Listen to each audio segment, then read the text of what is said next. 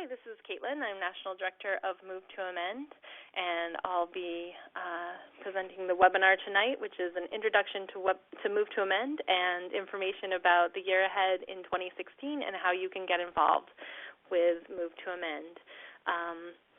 You can chat me at any point on the bottom left side of your screen. You can send me your questions. If you're having technical difficulties, I will do my best to try and help, but it's just me here, so I won't necessarily be able to troubleshoot and conduct the webinar. You can also contact support@anymeeting.com. And if you'd rather listen through the telephone number is there that you can use. You can call that number to access, or you can turn up your speakers on your computer. So again, if you have any questions at any point during the presentation, you can chat them on the bottom left side of your screen where it says chat.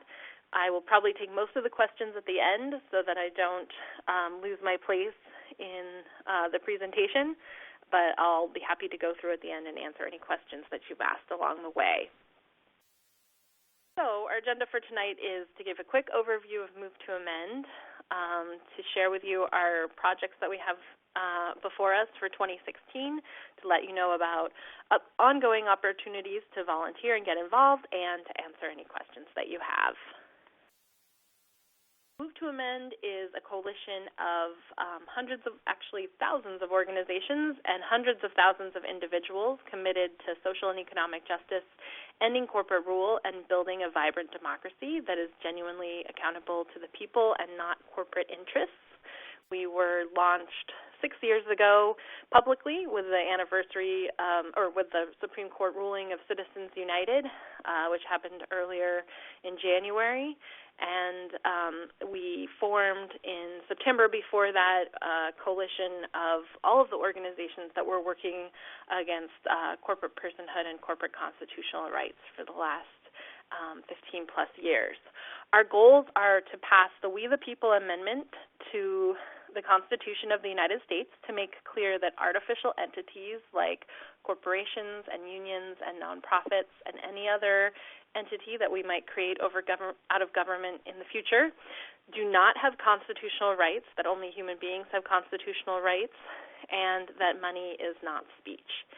We also want to provoke discussion and organizing about how to make real the promise of American democracy through constitutional renewal, and we see the We the People Amendment and our movement to get it passed as a first step towards moving forward in this path towards real democracy in the United States. Our principles and values are anti-oppression and solidarity organizing. We said right at the beginning that if we're going to be successful in amending the Constitution, we need to build a mass movement, and that mass movement is going to need to be multiracial and intergenerational.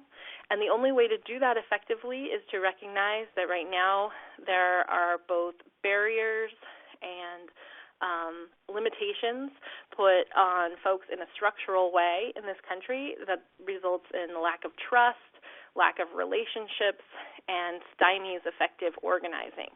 And we have to be intentional about dismantling those within ourselves individually and as an organization, within our organization, to make sure that we're building a container that can actually house the diversity that's necessary to be effective at building this mass movement. So that requires work unto itself.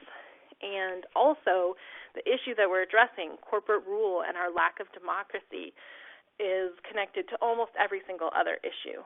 So understanding that pretty much all work for social justice and for people power is connected, and we will be larger and stronger if we can make those connections, and that's where the solidarity organizing fits in, that we're not necessarily asking people to step away from organizing against immediate harms, but rather to see the connections, and that one of the systemic solutions is the We the People Amendment, and then beyond that, the systemic solution would be more democracy and direct say over our lives for people of the United States and the world. We conduct ourselves in a manner that builds coalitions and movements. And we recognize that the only way that the Constitution has ever been amended in the past, or we've had structural change like a constitutional amendment, is through mass movements. And so it's not about finding, the right collection of current elected officials and expecting that Congress is going to take the lead on this or our state legislatures are going to listen to us right now, but rather that we need to build a movement to demand and pressure change. So that's our work, and we do that through grassroots organizing. We have an emphasis on building relationships at the local level and power at the local level. I'll talk a little bit in a minute about our structure, where you'll see that. We also have a dedication to political education. Again, every successful systemic movement has had a commitment to political education internally and educating its members and the wider public about, what's actually going on and the power structure that may not be readily apparent if you watch, say, mass media or tune in to mass culture. And so it's our job to educate ourselves and to continue that education to others to understand the historical context that got us to where we are now, and that will help guide us in developing solutions that will actually bring about the kind of change we want to see, not just reinforce the current power paradigm. And political and economic independence. It's really critical that we recognize that the current structures are in place because they help keep the status quo. And so when we're talking about political parties or candidates or the nonprofit world, all of those things to a certain extent are operating the way that they are because they are part of the status quo, even if they're kind of a more marginal part. And so recognizing that and that we need to build alternatives to that.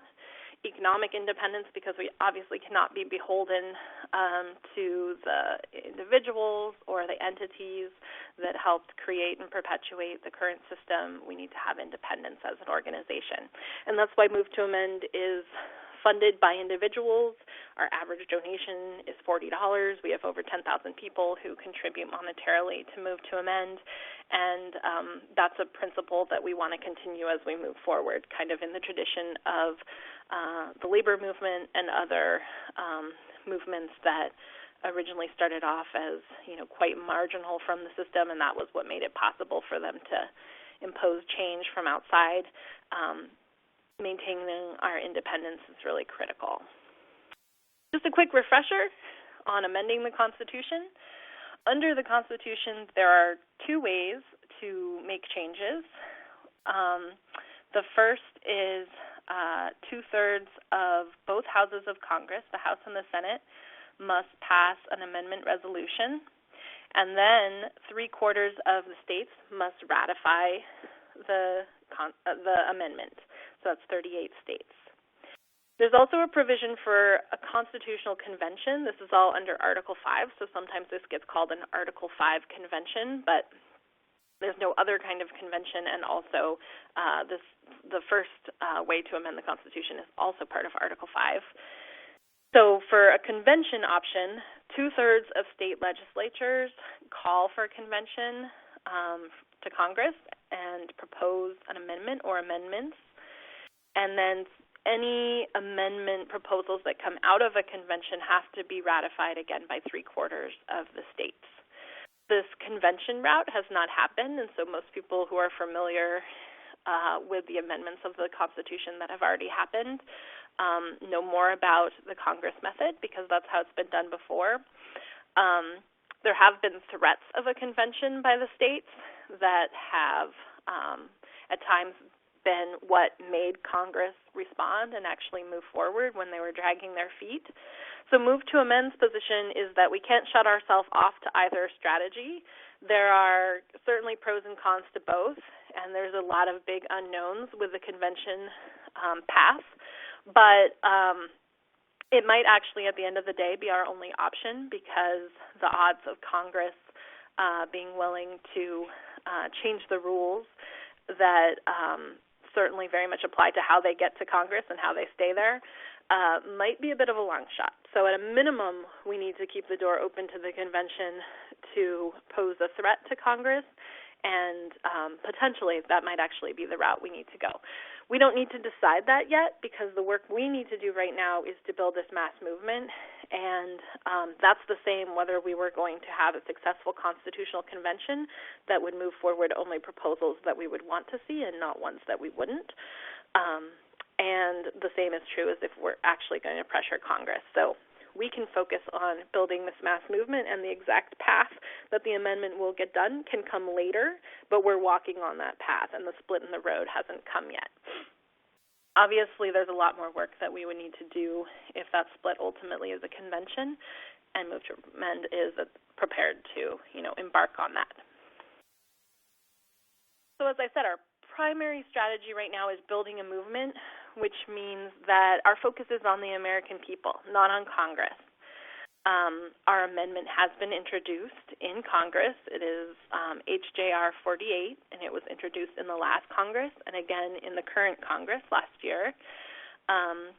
We're up to 14 co-sponsors, and that's without doing a heck of a lot of work focusing on Congress.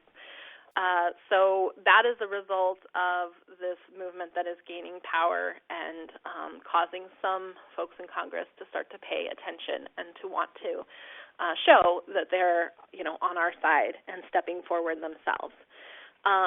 But most of what I'm going to talk about in terms of projects for the year ahead and what we're focusing on right now is much more on targeting the American public and bringing people into this movement. We're also doing a lot of coalition building, reaching out to other organizations that are working on issues affected by corporate power and making those connections to show how we are actually part of the same effort and how the We the People Amendment would really help move so many of these other movements and issues leaps and bounds forward, and how much of the time folks who are working on social justice issues or responding to corporate power are really, their hands are tied and they're stymied in terms of being able to come up with an actual solution because of the fact that corporations have constitutional protections under the law. And so much of the laws and regulations that we might want to pass as communities, as workers protecting our rights, as folks who are trying to protect the environment, as folks who are trying to protect local businesses and local economies and the look and feel of our communities, so much of what we might want to do to protect ourselves is actually off the table because corporations have constitutional rights and the Supreme Court will overturn those measures. And so making those connections is key to building our numbers. We're building a broad and diverse multiracial and intergenerational movement and reaching out to those most affected by corporate rule, those who are most likely to join our base and to actually put their time into organizing for this effort. We know that the call for the 28th Amendment has broad appeal across the American public, and that, really 80%, looking at different polling, looking at the ballot initiatives that we've run, 70 to 80% in communities everywhere agree with us. But the question right now as we're building our base and building our numbers is who is most likely to actually put in time and resources into this effort.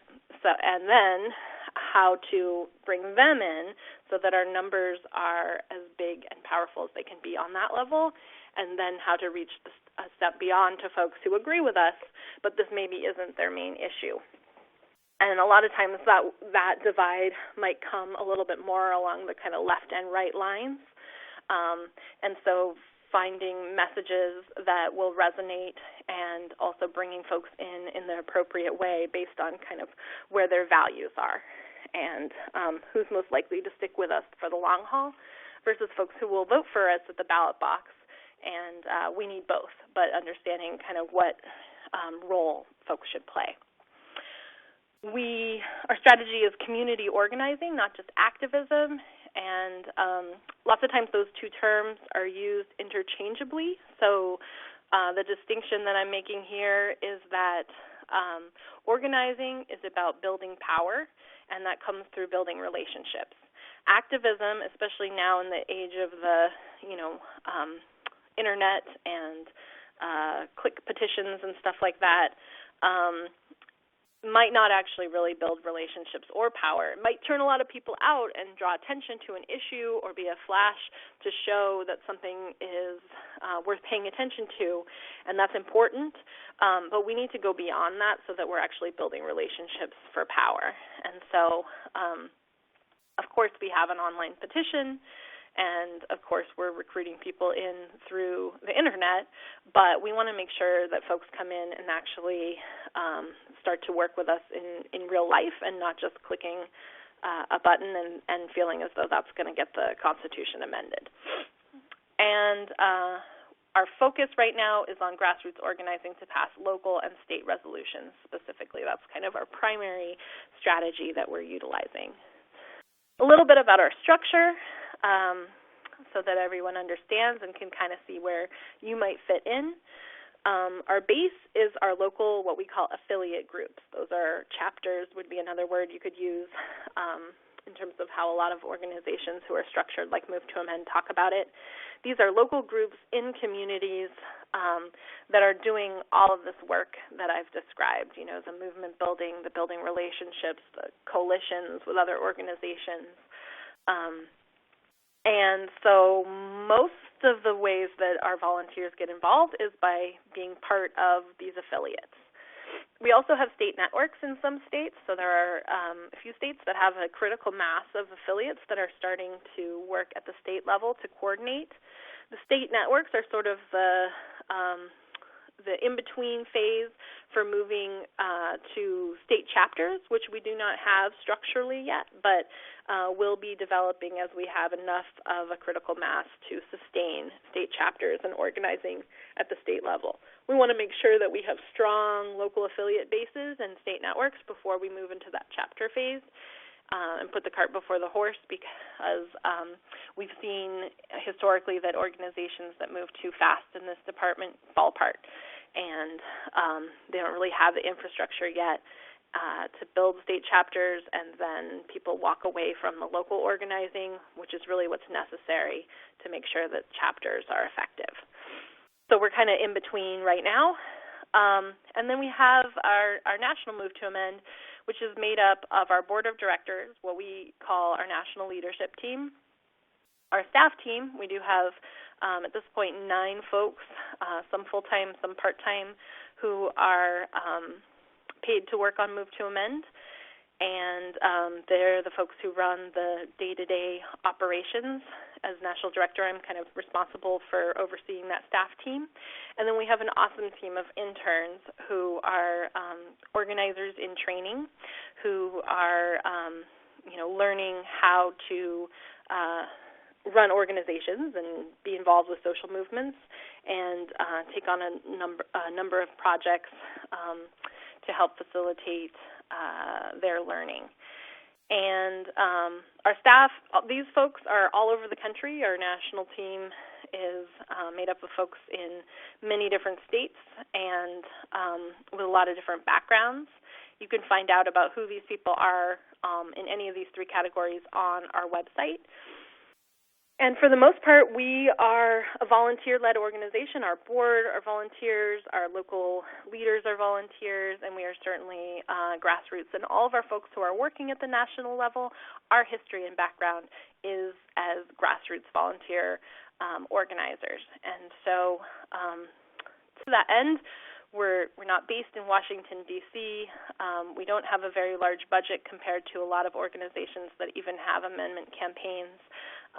And we're really proud of that, and not that we, couldn't use more resources, but we are proud of the fact that we can make it look like we have a team of, dozens and dozens of people, when in fact it's really just a few folks who are all putting their shoulder to the wheel because this needs to be done, not because anyone's looking to get a paycheck out of this work. So some of our exciting projects for 2016. The first one I want to talk about is our first ever National Leadership Summit. So this will be a gathering of Move to Amend local and national leadership. It's only open to folks who are actively involved with Move to Amend, not to sound exclusive for anybody who isn't yet, but the purpose is really to dive deep for folks who are already involved, make sure that everybody gets a chance to meet each other face to face. We've had a few regional gatherings over the last 5 years, but this will be the first time that we're actually really making a concerted effort to bring everyone together in person in one place. It'll be in Washington, D.C., May 6 through 9, and it'll also culminate in a National Lobby Day. So again, we're not focusing most of our energy on Congress, but as long as we're going to be in D.C. and everyone would have the opportunity to meet with the D.C. offices of their representative, we're going to take that opportunity, and it'll be a wonderful skills-building exercise for folks who haven't done that before, and it'll also translate into training and skills that can be used back home for state lobbying and also lobbying back in folks' districts. And obviously this is a skill that we're going to need to have when we're talking about amending the Constitution. So we're going to start that foundation now. And for those of you who are affiliate active members, I haven't had a chance to send out the notification yet, but you're seeing it first if you go to movetoamend.org/summit. The registration information is up, and you can begin to look at that and start to register. And everyone will be getting an email about that either tonight or tomorrow morning. So another big thing happening in 2016 is that we are relocating to Sacramento. For those of you who don't know, Move to Amend has been based for the last 6 years in the very small town of Eureka, California, which is in far northern California, almost to the Oregon border on the coast, very far away from everything except for beautiful scenery and a lovely community. And that is where I have lived for the last 15 years. And we recognized over a year ago that in the long run, in order to do this campaign, we're going to need it to be in a bigger place that is more central and available to the public and to make ourselves more available to the rest of the country for travel, which we do a lot of. And Eureka has one tiny airport with one tiny gate and one airline that flies out of it. So it's also an effective cost-saving measure. So some of the reasons why we're moving to Sacramento is that it's the capital of California, and that's the state where we're based. Sacramento is the third most racially diverse city in the entire country, and it's actually the most racially integrated city in the entire country. And so in terms of being part of a community that is more representative of the kind of movement that we want to build and the kind of people and organizations that we want to be connecting with, up in rural, far northern California, where the population is 87% white, is not so much the best base for that. So we're really excited about this aspect of Sacramento. It's also central to the rest of the state, so we'll be a lot closer to the Bay Area and to LA. And it's also the most affordable, relatively speaking, city in Northern California. So for all of those reasons and some other ones, we are relocating to Sacramento effective February 17th. So we're actually in the process of the move now, and half of our staff are here in Sacramento and half are still back in Eureka, where our office currently still is.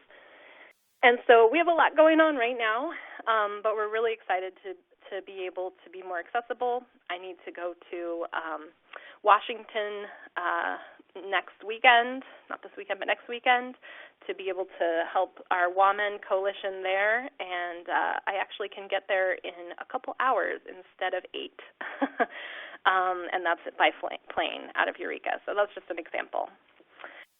Some of the other things that we'll be working on that are along the lines of continuing what we've been doing for the last 6 years is resolution campaigns. So I want to also share with you some really good news that just came out today. In Washington State, we did qualify for the ballot, so signatures have been verified. Washington will have an initiative on the ballot calling for our amendment this November. We collected hundreds of thousands of signatures over the last year to get to this point, and we just got back from the Secretary of State today that we qualified. In California, there will also most likely be a ballot initiative that we'll be working on, and we just found out today that it's going to go back to the California Supreme Court to determine for sure.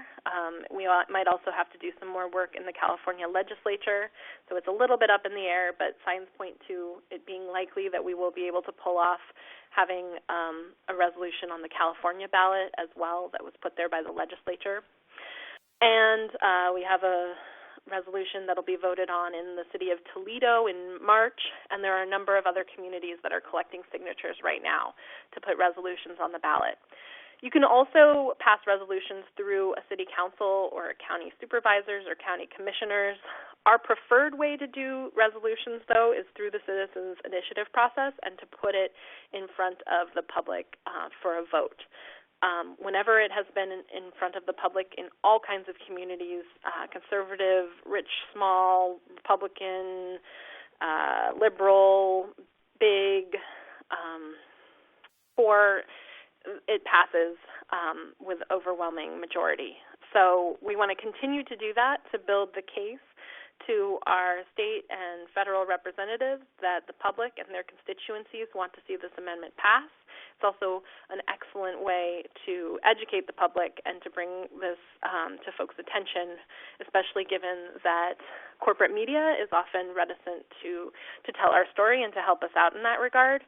And so having something on folks' ballot oftentimes does mean that there's local media coverage, but it also means that we can kind of bypass the media and have folks thinking about, what do I think about corporate personhood as they're in the voting booth or preparing to go in. It's also a great way to help our volunteers learn how to do all the sorts of things that are necessary for a political campaign, which is the skills that we need we're going to need those at the state level and at the federal level as well. That slide was not supposed to be there. I'm not sure what happened. Pledge to Amend 2016 is going to focus on mostly candidates because it is a federal election year. But Pledge to Amend is also a lobbying effort, so for seated office holders as well, the focus is to get them to take the Pledge to Amend. So it's an opportunity to educate our elected officials and folks who are running for office and wanting to serve the public. They don't need to be at the state and federal level. In fact, when we talk about this as a 10-year project, we need to be thinking about not necessarily as much who's in office right now at the state and federal level, but who is most likely to be in 10 years. And that's some of the people who are there now, but also folks who are at the municipal and more local level will be the most likely people who will be running for higher office. So starting early and getting them on the Move to Amend train is the way to go. It also is a great skills-building opportunity for citizen lobbying and bird dogging. Bird dogging is when you target someone who's running for office and bring an issue up everywhere they go. And some exciting things can happen from bird dogging. One really known example is the last presidential election when Mitt Romney was campaigning in Iowa and he was at the state fair, and some folks heckled him around corporations and whether or not they were people, and he said, "Corporations are people, my friend," and it became a meme and a talking point for Jon Stewart and Stephen Colbert, and is something that most folks still know now. So that's an example of bird dogging done really well. And so that's the kind of efforts that we need to launch this year to make sure that this is an issue that is part of the presidential debate and also any discussion from folks who are wanting to run for office. And it's important that we make sure that we're focusing on the corporate constitutional rights angle and not just letting the story be about big money in elections, which is a lot more of what corporate media is willing to talk about and some of the larger organizations are willing to push, but we need to push kind of the deeper issue that we're trying to get forward, which is that corporations are not people. And we also need to make sure that anybody who's standing aside is on the hook to take a position. Part of how we got to have 14 co-sponsors for the We the People Amendment is because of the pledge to amend and the fact that folks who were running for office or re-election took the pledge, and then we could come back to them later and say, okay, you pledged, now you need to actually support our legislation. So if you want to get involved with this effort, you can go to movetoamend.org/pledge-amend and learn more, and we'll be sending details to our list along the way for ways that you can get involved in this campaign if there isn't a local affiliate near you who is actively doing a campaign yet. A big thing coming out this year in the spring will be our 10-year plan to pass the We the People Amendment. It represents almost 2 years of work to put together a written outline of our goals along the way, benchmarks, and the pace that's going to be required to pass the 28th Amendment by 2025. So when I talked earlier about how the Constitution gets amended, 2025 is our goal to have the Constitution either passed through Congress and ready for ratification, or passed through Convention of the States and ready for ratification. And then we will need to build on a ratification campaign component to it as well, which we'd like to see happen quickly, so within 2 years after, so 2027. By writing it all down, we're not really going to change anything that we have been doing. I mean, it was very helpful to go through this process, and so there's some stuff that we identified that, wasn't exactly as crystal clear to us before, but mostly it's about giving us focus and clarity and a recruitment tool for our volunteers at any level to use to help explain what the plan is and how people can fit into this campaign. We're currently in the process of getting input and feedback from our grassroots volunteers, and so this is not a public document, so I can't share more than just kind of generalities with you at this point. But we will be ready to go public in May 2016, and the Leadership Summit is going to kind of be the place where we are going to, have the published copies of it and make it available. But I can give you a little bit of a sneak peek of kind of some pieces of it. So some of the things that we're thinking about is kind of who are the targets and how are we going to show our progress towards growth and have goals for ourselves. And this will be key for helping us at national and also for helping our affiliates and our state chapters set goals every year and focus their work and make sure that they're keeping an eye on what's most important. So,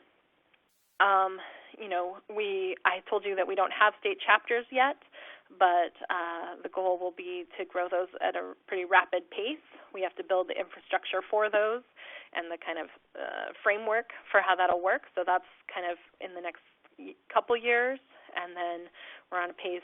The goal would be to have 50 in all states, at the point that we would pass the amendment. Actually, it's a little bit before that.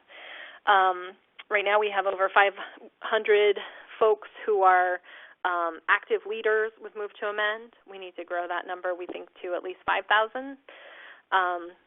We have 400,000 supporters right now. Our goal is to get to 500,000 by the end of 2016 and 3 million by the date that we would be sending our amendment through Congress and having it be successful. We're looking at potentially the tactic of having states pass amendments to their own constitutions. This isn't something we have started on at all, but part of how you can force this kind of like policy change at the national level is by instituting what's called a crisis of jurisdiction, where a state steps forward and says, well, if the Supreme Court has ruled this way, we're going to actually ignore them and make our own policy and provoke the question of who has authority over this anyway, especially because Congress hasn't actually ever passed any legislation to say that corporations do have constitutional rights. That's not in the Constitution. That's something that the Supreme Court made up. So a good example of crisis of jurisdiction that has helped change both law and culture is medical marijuana, or the right to die, or gay marriage. So that's a tactic that we want to look at potentially employing as well. States calling for convention, as I said, that's one of the routes that we might need to take. So if we were going to do that, that's the pace we would need to be at. And then having states and local pledges to amend. So you can see kind of the pace we're at. We're at not 165 yet, but that's our goal for this year, to get 165 lawmakers to pledge to amend and get up to 2,000 at the local and state level in 2025. And then you can also see our pace for Congress. So oftentimes how folks respond to the news that we have a 10-year plan is that that's not fast enough. And I completely understand the sense that we need to get this done like yesterday. However, when you take a look at, again, the pace that we need to move at and where we really actually are now and where we want to be, 10 years was the soonest that we could possibly, put pen to paper and imagine setting forth. However, there may be conditions external that happen that really allow this pace to quicken. Sometimes that happens. I was alive. I know that probably all of you were too, and probably remember it better than me when the Berlin Wall came down. And, you could go from basically 1 week to the next, and that is not what people expected to happen. So, we will certainly not be dragging our feet if something happens to make this possible that we can go faster, but we're very serious about this, and it's not just a concept that we're saying, Pollyannishly needs to happen tomorrow. If we're really serious about it, we need to kind of look at the end goal and back up and say, what's the fastest we could go? And this is a very rigorous and serious kind of ramping up from where not just Move to Amend is, but where we are as a democracy movement in the United States that we're suggesting needs to happen. So it's very exciting. In some ways it's a little bit daunting. And for anybody who thinks that this is absolutely what needs to happen or that's too slow, the best thing to do would be to get involved and help us make it go faster. This kind of gives you another picture of sort of the timeline. The amendment needs to get reintroduced in Congress every odd year because Congress, all the bills expire when there's a new Congress. So that's kind of represented here. And this shows just a couple of the kind of key benchmarks that kind of fit well, as it, again, was relating to like pledge to amend and the number of people that we need to have involved. And also shows what I said earlier about, how quickly we also need to do ratification. So, again, this will kind of all come out. There's much more than a couple little graphics in the document. It gives basically anybody could pick it up. The goal is that anyone can pick it up and have everything that they need to know about Move to Amend and how to plug in and what we're doing. So it's a comprehensive document, and I really look forward to when we can share it with you. And in the meantime, if you want to know more, the best way to do that would be to get more involved.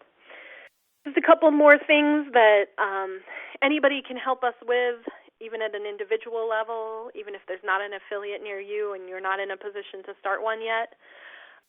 Helping us get to that 500,000 signatures by the end of the year. A signature represents somebody who is actively involved with Move to Amend, has taken the step to say, at least I want to get your information. That's the base of people that we go to get more involved. That's where probably all of you came from. So help us bring more people in. Bring the petition to work or school or church or meetings that you attend. Pass it around. You can take it to community events like farmers markets or festivals or other events that are happening in your town. You can table in front of the grocery store or the market, and you can either send us the paper petitions, or there's a process you can use to, what's even better is if you're willing to do some data entry and send them our way in a spreadsheet. You can also just share the petition link, which is movetoamend.org/motion. That's the motion to amend, through email and social media, and tell your friends to get involved, and that is like by far the easiest thing to do. And if you haven't done that yet and you don't do it kind of with some regularity to catch people who maybe meant to but didn't get around to it when you first did it, please put that into your habit and do it, at least once a month. You can have a house party for democracy, a way to bring together your friends and neighbors. It's to do something like show a movie. We have a film made kind of just for this purpose. It's called Legalized Democracy, and it's 30 minutes, and it gives a good introduction and grounding to Move to Amend. If you want, we can also tag on a Skype conversation with a National Move to Amend organizer, or if somebody lives near you, we can come in person. You can help us out by collecting donations at these events or petitions, or use them as a way to get a new group started. So you can find more information at movetoamend.org/houseparty. Stampede to Amend is a project that we initially started with Ben Cohen of Ben & Jerry's Ice Cream. He went on to kind of focus exclusively on stamping, and so now it's just something that we kind of do in parallel. But the project is to stamp your money, your actual cash bills, with messages. Our message of choice is corporations are not people, money is not speech, movetoamend.org. We have a couple other stamps as well that we sell in our online store. We also stamp every single piece of mail that leaves our office, and it's just a way to bring people in that otherwise might not be at the farmer's market or out at a community event where petitioners are likely to be, and just catch anybody, catch your mail person, catch your banker. And, there's a certain level where, we don't really know what this will do, but it certainly brings the understanding and the kind of familiarity with Move to Amend to the broader public. And our last internship cycle, we had an intern come to us because her husband brought home a $20 bill. He's a tattoo artist, and he was paid with a bill that said movetoamend.org, and she came to our site, found out that she could intern, and got involved that way. So it definitely is bringing people to us. So, again, if you don't have time to start up a group, or if you live, kind of in a more rural place where there are no groups going, you can stamp your money, and ultimately that's probably going to leave the area, and you could be sending the message out farther than if you were just trying to talk to people one-on-one. We also have 5 national committees. Again, most of our folks who volunteer at the local level, but sometimes it's a better fit if somebody has past particular expertise or interest to work with one of our national committees. Our national committees are made up of board members, staff members, and volunteers. Lots of times those volunteers are affiliate folks, but not always. You can learn more about the national committees on the page on the site. They're listed there, movetoamend.org/national-committees. You can also type national committees in the search bar on our website. And if any of these areas are areas where you have expertise and interest, we would welcome you to apply to get involved with one of our committees. We also have, right now, 3 and potentially unlimited caucuses. Caucuses are for folks who are kind of from a particular sector or area, and the purpose of the caucuses is to help us engage as Move to Amend other folks in those sectors. So the Interfaith Caucus helps our affiliates and Move to Amend in general to reach out to and network with faith communities of all different denominations. Our Arts and Culture Caucus, it helps us reach out and work with artists and cultural workers, and then to help spread the message of Move to Amend within their circles. Organized Labor does the same thing with labor unions and labor organizations. So if any of these 3 fit you, then you should check out our caucuses and potentially get involved. We also have some other sectors that we're working on. Potentially the next up-and-coming one would be educators, folks who have been teachers or college professors, and getting Move to Amend well networked with the teaching community. So I'm almost at the end here, and then I'll open it up for questions, but a few resources that you don't want to miss. You can't click on these links, but again, you'll get the recording. You can come back to them, and you could also jot them down right now. So the petition, that if you want to share that, can be found at movetoamend.org/petition. Our toolkit is full of tons of information to help you get started with starting a local group, or if you're part of a group already, resources to help you run your group more effectively in all different ways, and a number of tips and tidbits from other folks and best practices and things like that. Affiliation page, if you're part of a group that is already going and you are ready to affiliate, you can find the application and information there. If you're just getting started, that's a good place to look and get a sense of kind of where you'd want to be when you start a group. We suggest that you need to have a minimum of 5 people. If you don't know 5 people who want to help you start a group, we can connect you to 4 other ones from your community. So at the end of the webinar, there's a survey that you can fill out to give me feedback, but also to let us know what kind of follow-up we can do to help you. So there may be other people who have raised their hands over the years but didn't feel like they could start a group themselves who live near you that we can connect you to. There also might be folks who don't know that that's something they want to do yet, but if asked, that's what they would want to do. So we can send an email. You can hold a introductory meeting just in your living room if you want to see who else is interested, and we can help you publicize that to other Move to Amend supporters in your area. And also, when you're done doing the survey, we'll take you to the volunteer sign-up page. And if you haven't already signed up to volunteer, that is actually kind of the best way to get started. There's a survey there with, maybe 10 options of things skills you might have or interests you might have and ways you might want to plug in.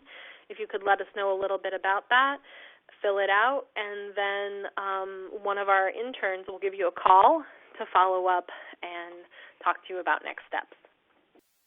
So, and then we also have a movement education program. That's our internal program for our affiliates to help with skills and training at building, diverse and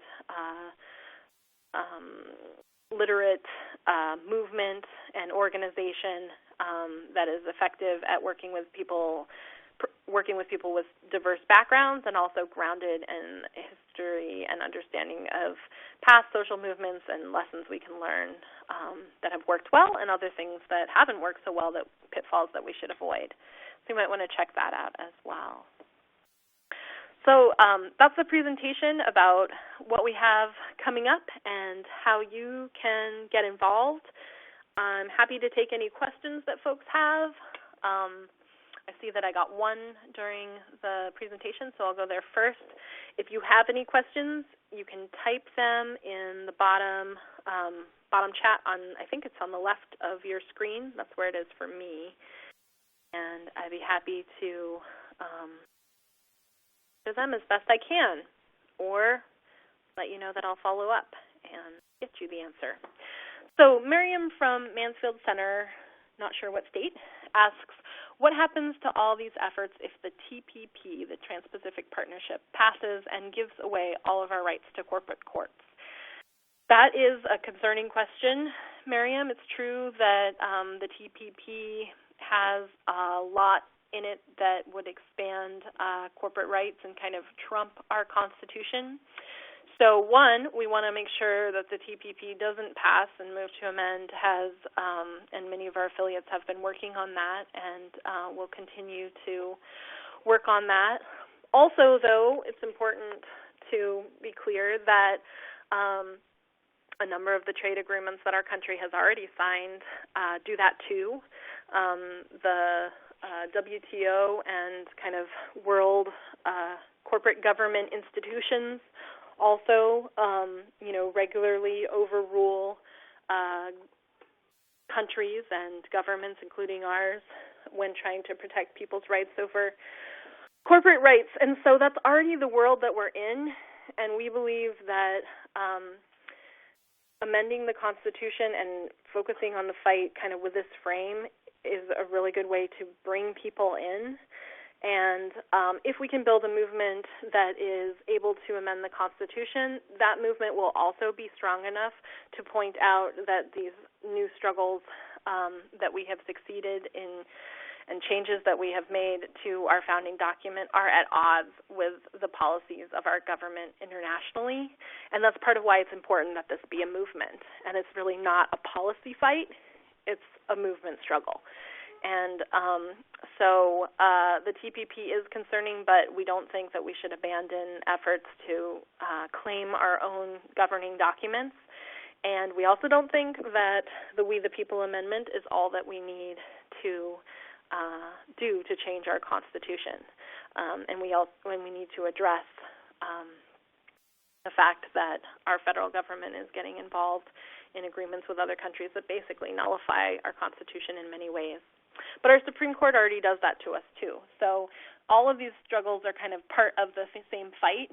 And right now there's a lot of energy and momentum for the 28th Amendment, far beyond what it was when these other trade agreements first started, and certainly in my lifetime. And so using this movement and this momentum and energy to get people involved and to then show the deeper ways that corporations really have taken their rule global is important for us to also stand in solidarity with the rest of the world, because it started with our country, and oftentimes our country is kind of at the root of pushing this. So that's my take at answering that. However, if folks feel like they need to work on the TPP, we certainly wouldn't discourage folks from doing that, and we see that as a parallel struggle. Let's see, what else do we have? Walt, who I think is from our Denver group, says, one meme for this election suggestion. Candidate, if you're supporting only one rather than both, then you're just fundraising without intending action. First mentioned by our Denver President, Steve Dicino. Only one includes all Democratic presidential candidates, yes, even Bernie, but Jill Stein is okay with both. So when he's talking about both, took me a second reading to the bottom to get it. This is both points. So remember, Move to Amend has kind of two planks to our amendment. One is that money is not speech, and the other is that corporations don't have constitutional rights. So there are a number of folks in the Democratic Party where there's been some kind of movement, at least in terms of lip service, to the money is speech issue, but less so on corporate constitutional rights, perhaps because that's even more fundamental and far-reaching. And so we really need to make sure to pressure all candidates to understand that they need to support an amendment with both planks, and other organizations too. So does anybody have any questions that I can answer, or any additional comments like Walt's?